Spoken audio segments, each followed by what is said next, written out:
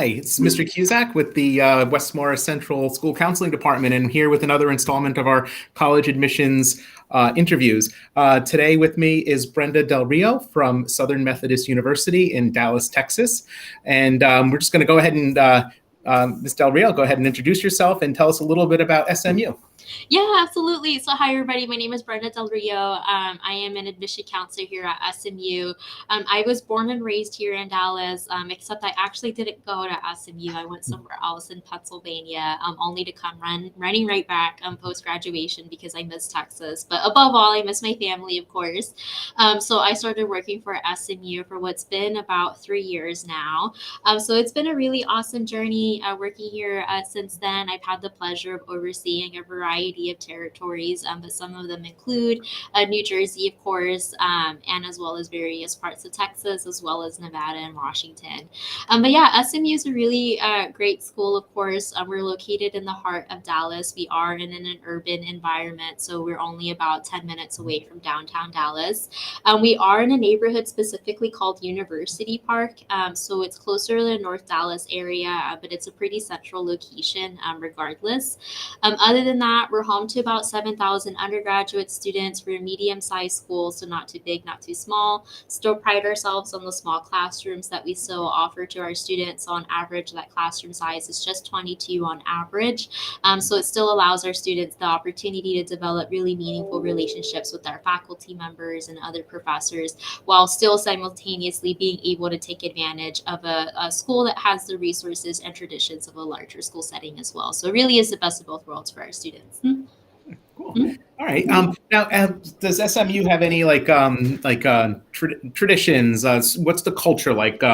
Sports, clubs, Greek life, things like that. Yeah, so we have a bunch of traditions. Honestly, it would probably take me about like a full hour just to speak on our traditions alone. We have so many. So of course we are home to 17 Division 1 sports, which includes football and basketball. So I will say that a large part of our traditions are deeply rooted within that athletics culture. Most importantly, the tradition that we're most well known about in that arena is boulevarding. So fun fact at SMU, we don't tailgate, we boulevard. It's one of our most famous traditions that we are well known for. So right before a football game, of course, it's not just our students that are coming out to celebrate their football team and the overall community, but it's really great because we do live in a neighborhood, which means that we have very regular family members living with their very regular children and whatnot. They still like to come around, even around these boulevarding days, and celebrate the team and the community with their families and friends and staff and faculty like myself. So it really is like a one of a kind experience where the whole entire village will just kind of come out and have a really great time. So that's one of the ones that we're really well known for. But other than that, we have a bunch of other traditions that aren't rooted in just athletics, of course. A lot of these are actually rooted within not only our student foundations team, but also residential commons. So within student foundations, some of our most well-known traditions would be Celebration of Lights, which will be coming up soon for us in about the next month and a half. I'm really excited about it. So Celebration of Lights is like that staple holiday season celebration, except it's really great because you obviously don't have to be have those kinds of holiday or religious ties to feel celebratory for that time. What happens on Celebration of Lights is that again, everybody from all around the community will come out. So even I myself last year, I brought my mom and my nieces to come out with me and have a good time. The whole entire campus is kind of sitting in some pitch black quiet for a while. The only thing you'll really hear is just the sound of people and maybe a reindeer who you get to take some pictures with. And then after a certain point, the president will come out, say some words of wisdom, and then the whole entire campus is lit up and it looks really beautiful. And it sounds so simple, but it really is such a nice, heartwarming, that family friend experience that really brings in that staple holiday cheer that everybody loves so much about that season. Other than that, we have other events too, like Peruna Palooza. So we have a mascot, of course, it's a Mustang, but we also have a real Shetland pony. Her name is Peruna that we bring on for our games and events every year. And we've had Peruna ever since SMU has been founded. So we've brought several generations of Peruna, and right now we're on our ninth one. But we love Peruna and everything that she does for us, including we love her so much that we throw her a big birthday party called Peruna Palooza. And so that one's also a big one that we look forward to with student foundations. But then, of course, I mentioned residential commons. So students live with us for the first 2 years that they're there. And with the residential common system, not only are they partaking in a common or a house, rather, that's has their own personality, its own kind of rah, rah, rah spirit, but they also have their own event that they're able to partake in within those residential commons. Like, for example, the first one of the year is thrown by Crumb Commons. It's the Great Crumpkin Fall Festival. It's their spinoff of the Great Pumpkin Fall Fest by Charlie Brown. So you can look forward to those staple events going on throughout the year. And again, there's 11 of those commons, so that does mean that there's 11 additional traditions on top of all of the other ones that I just named. So yeah, there's always something going on across campus. I think it's easily safe to say that our students will never be bored.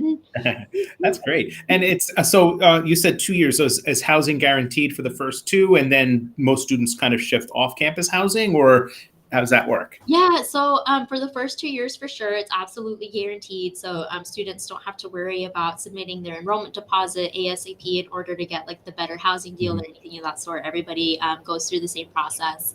Afterwards, once they're a junior or a senior, it kind of varies what students do after that. We have a good mix that'll continue to stay on campus and take advantage of our upperclassmen housing that we have available for those students. We're also home to Greek life organizations. We have something called Sorority and Fraternity Row, which our students can see when they first drive up on campus to visit us for the first time. Students are able to live in their houses beginning their sophomore year if there is availability, but typically there isn't until they're juniors anyway. So it usually works out that way. And then other than that, we do have like partnered off-campus housing. So it is like, the rent isn't what a typical adult would pay in Dallas, of course. So it is subsidized for students.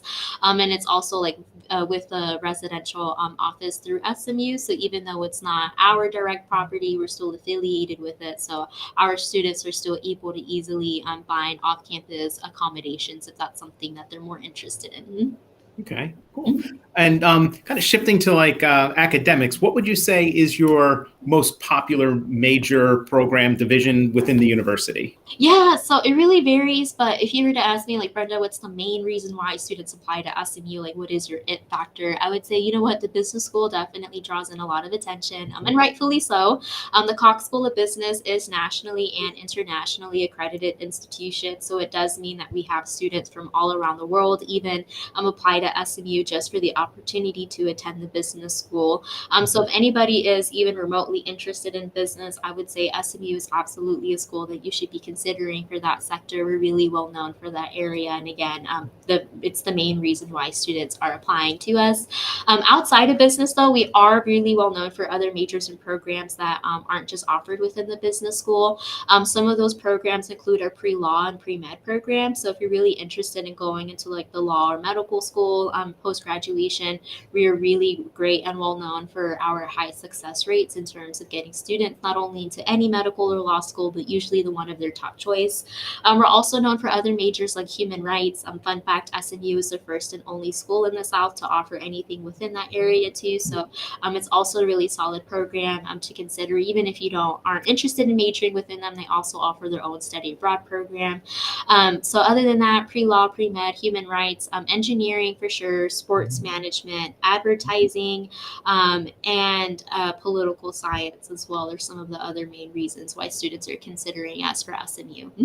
Okay. And from the admission standpoint, what would you say, like, what's the no such thing as a typical student, I assume, but like, profile, like average SAT, GPA, Right. other factors of admission that you've looked beyond the numbers? Absolutely. So we're a holistic admission review, which means that we'll never look at just your grades and transcripts and test scores, of course, and say yes or no from there.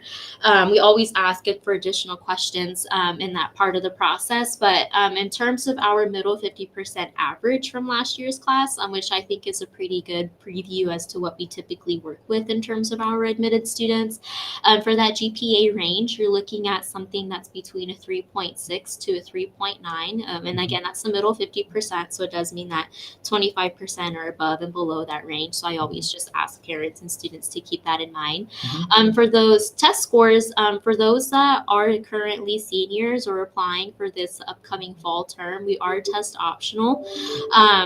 So just keep that in mind. And since we have been test optional, it does mean that our test score range has gone up just a little bit higher than usual. But right now, that range that you're looking at from those who have submitted their test scores is a 31 and a 34 for the ACT. That's the middle 50%.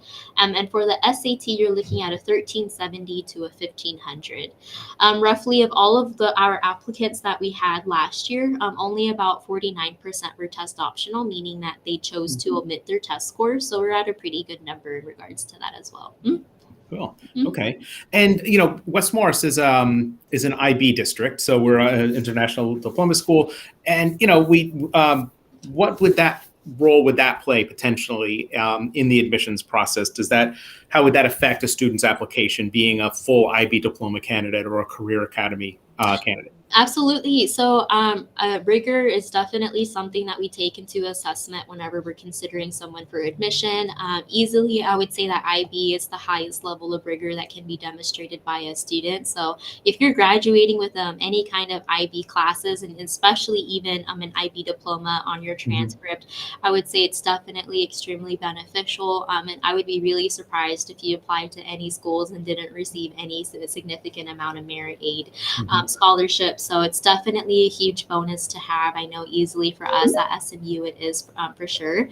Something that's pretty cool about the IB program as well is that other than the fact that you've been able to say, hey, I was able to tackle and do well in the highest level of rigor made available to me.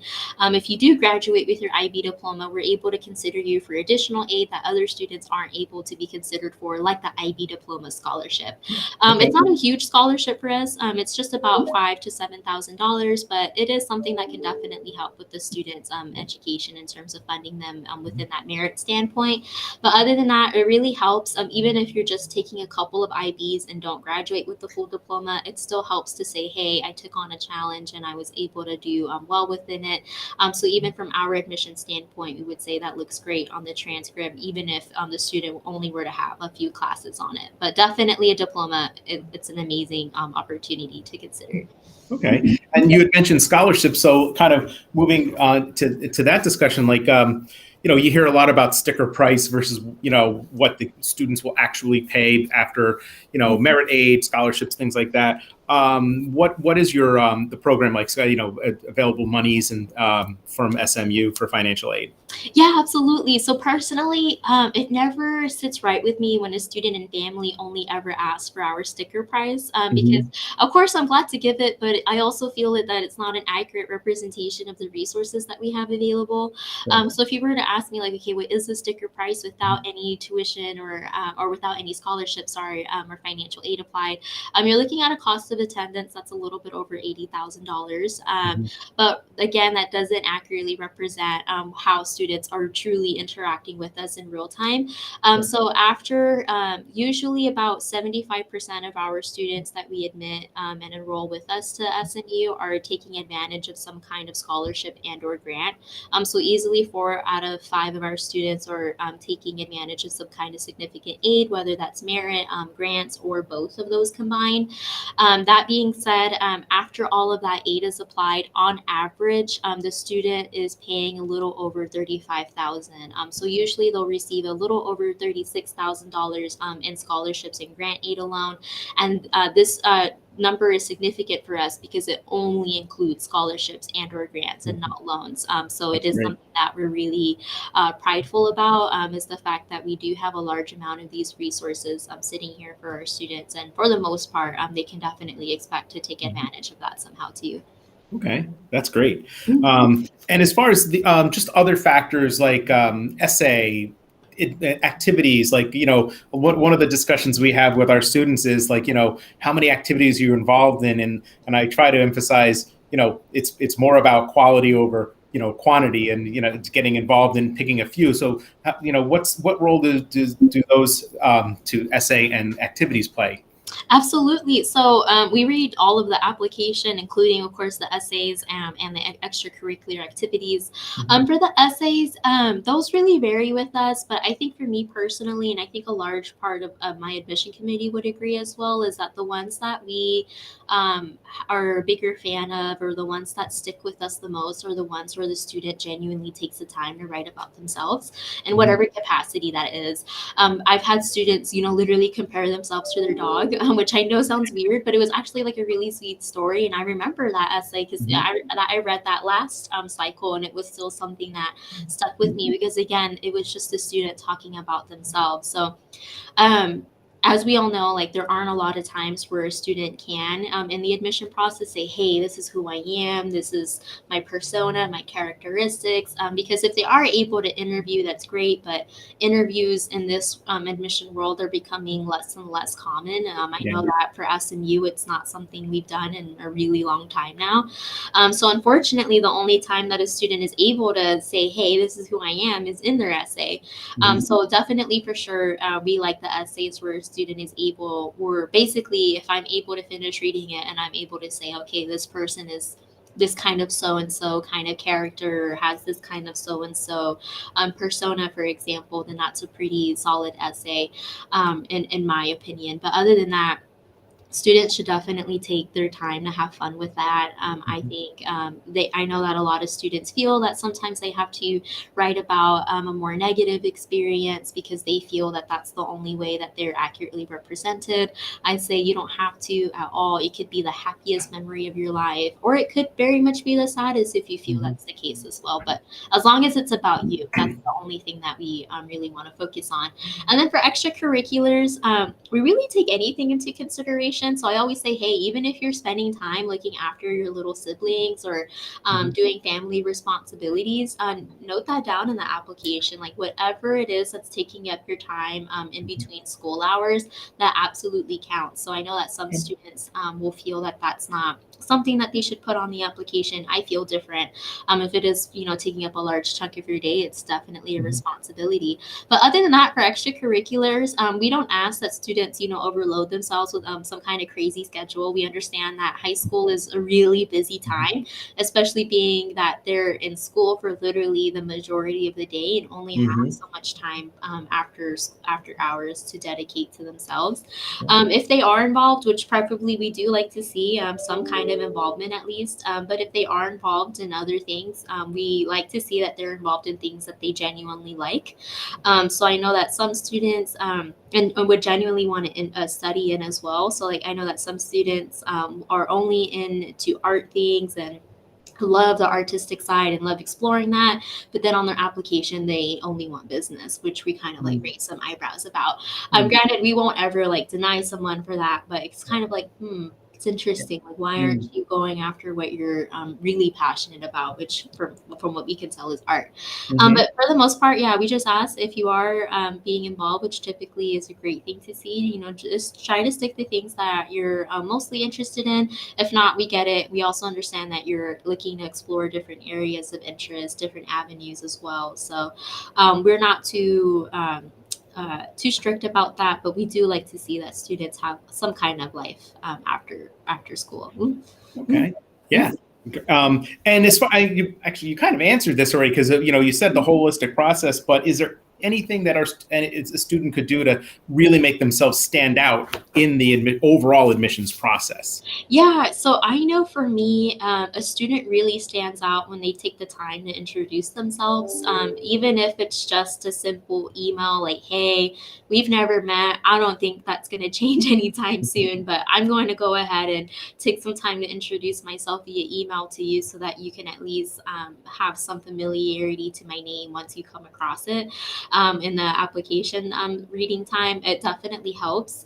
I know that some students for sure, and I know it's really a good tip if they're juniors at this time, for example, like Mhm. that following summer to schedule one-on-one appointments with your admission counselors. Like post COVID, we saw a lot of like virtual access increase. I know that for us, it took form in virtual one-on-one appointments.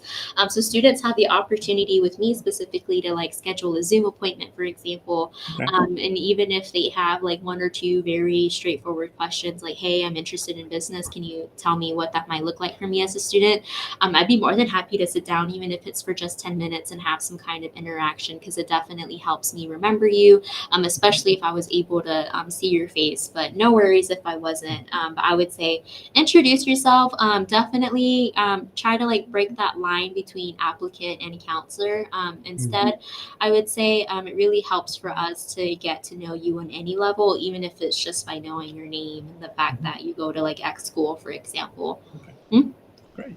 Mm. And finally, like any like last minute advice, like one piece of advice you could give to any student, not just about the college search process, or application, but also the search process itself, when narrowing that list down. Yeah, I would say keep an open mind and be yourself, which I know might sound a little bit cliche, but I would say it's really true. In terms of keeping an open mind, I would say apply that more so in the sense to like colleges or universities that you previously wouldn't have considered. Because I would say like colleges and universities are easily like personalities. Each one has its own distinct personality, and it's just up to you to decide if you mesh well with that personality. So it's kind of like dating in that weird sense too, because you are like, considering weird options. So I would say just keep your mind open, because you never know. There might be like a personality, if you will, that you might have not considered beforehand that actually works really well with the things that you're trying to achieve. And vice versa too. There might be a school that you thought was your number one dream choice, and then you go visit and you're like, oh my goodness, this is totally not what I was anticipating. Don't be disappointed. It does happen in some cases. So again, just keep an open mind in that regard, in terms of like what options you are considering, or even if it's just by applying to a couple of other schools that you previously wouldn't have beforehand. And most importantly, be yourself, because at the end of the day, that's the reason why we're admitting you, because you're you, and we see you succeeding in our campus. So being yourself in your application really helps us make the best decision for you. That's great advice. Excellent. And, this has been a great conversation. And, as we, kind of wrap up, do you have any, kind of parting words about SMU and that you want to share? Not any that I can think of right now, except that SMU and New Jersey in general, and just that connection with Dallas, it's something that I've been seeing grow a lot within these last several years. So I am excited to see a lot more students fall in love with Dallas, and hopefully our campus as well. And I definitely look forward to working with everybody. It's always been a pleasure working with New Jersey residents and students. So I definitely look forward to doing that more. Great. Thank you so much. This has been excellent. It's, again, it's being this far away from SMU. It's nice to be able to offer our students some insight into what your university is all about. And thank you again. Yeah, absolutely. And hopefully when I'm in the area again, usually I come around for spring, but definitely if not in fall, I'll be able to pay a visit with you all in person soon. That would be great. All right. Thank you so much. No problem. We'll stay in touch. You have a good one. Bye-bye.